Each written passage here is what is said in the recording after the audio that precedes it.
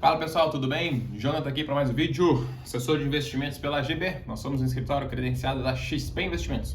E eu queria falar um pouquinho hoje sobre fundo de imobiliário, tijolo ou de papel. Qual que você vai preferir? Qual que você prefere? O que é fundo de tijolo? Quando você começa a estudar basicamente fundos imobiliários, que é uma classe de ativos que vem crescendo bastante no Brasil, né? E muitos investidores aí, passamos já de alguns milhões de investidores, porque eles gostam da previsibilidade, principalmente dos aluguéis recebidos, que você recebe todos os meses aluguel na sua conta, e é muito legal. Então, normalmente pelo dia 15, a empresa faz os pagamentos e você usa esse aluguel com uma renda passiva ou em processo, aí, na etapa de acúmulo de patrimônio, você pega esse aluguel e compra mais cotas de fundo imobiliário. Mas o que é o famoso fundo de tijolo? Fundo de tijolo nada mais é que fundos que investem em imóveis físicos, né? Então a gente tem fundos que investem em galpões logísticos, por exemplo. Eles constroem galpões, compram galpões prontos e esses fundos mesmo fazem o gerenciamento, fazem a locação desses imóveis, cuidam dos contratos com inquilinos, da manutenção. Então eles cuidam dos imóveis físicos. A gente tem fundos aí de galpões logísticos, de lajes corporativas, nas salas comerciais, de shoppings, por exemplo. Então esses são classificados como fundo de tijolo, porque é algo que existe de fato, imóvel físico, né? E quando a gente fala de fundo de papel, a gente está falando daqueles fundos um pouco mais arriscados, que são os fundos que investem em dívidas. Aqui dentro de fundo de papel, a gente tem principalmente os fundos que investem em CRI.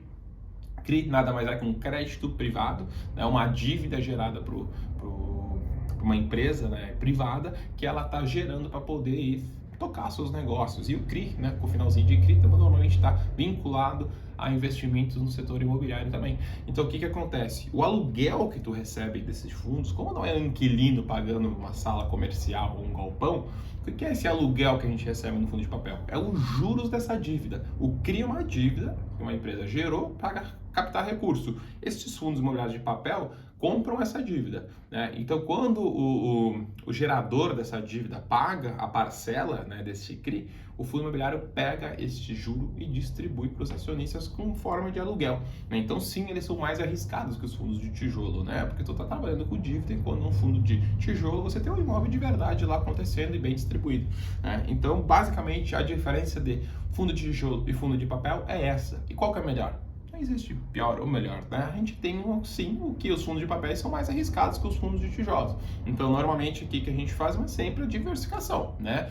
A gente vai ter um pouco de fundos de papel, um pouco de fundo de galpão logístico, um pouco fundo de shoppings e salas comerciais. A gente faz uma diversificação e tende-se a deixar o menor percentual dessa diversificação de fundo de imobiliário em um fundo de papel, porque são os mais arriscados. E por conta desse risco adicional, sim, o aluguel deles mensais tende a ser um pouco mais alto do que os fundos de tijolos, que são mais previsíveis. Então, muito cuidado, porque tem muito investidor que compra simplesmente pelo aluguel mensal. Nossa, esse fundo aqui está pagando 1,5 por mês, né? Só que ele não sabe que por trás é um fundo de papel e além de analisar se ele é um fundo de papel, você tem que ver qual que é o risco da dívida dele. Muitas vezes são dívidas extremamente arriscadas. Então, existem fundos de papéis mais arriscados e menos arriscados, né? Então, tem que fazer essa análise também para a gente não tomar nenhum susto aí na frente. Não sair simplesmente comprando fundo imobiliário baseado no aluguel que ele está pagando, se olhar o resto, tá tudo por trás. Tá bom? Essa era a dica do vídeo. Vamos conversando. Qualquer coisa, prende o grito. Vamos conversando aqui embaixo.